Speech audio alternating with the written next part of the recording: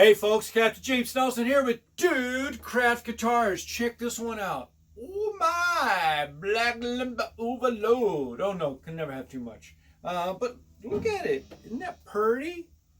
I'm thinking it's gorgeous. That's right. So what we have is the typical players. You know we're going to have push-pull pots. And we're going to have Seymour Duncans. We got Hipshot on the bridge and the tuners.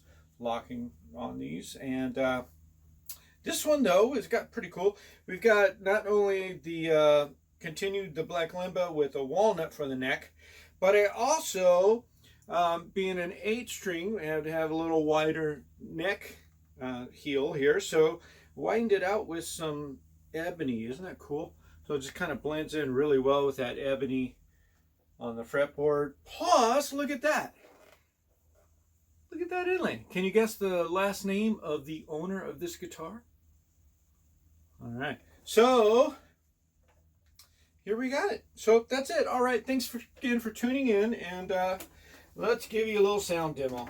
Now, you guys know I've been liking doing the loop thing, which is really cool. What's really nice about having an 8-string is guys like me can play it. Yeah, there's a lot of different configurations. I mean, you get different tunings, funky things. For whatever reason, I feel more comfortable with an 8-string than I do with a 7-string even. Because 7-string just seems like there's one extra string. Whereas with an 8-string, there's actually one extra guitar. Because I almost feel like I'm playing a bass and a guitar at the same time. But nonetheless, I don't play often, so I'm still a little clumsy in some cases. So looping helps. I know you should be able to play it.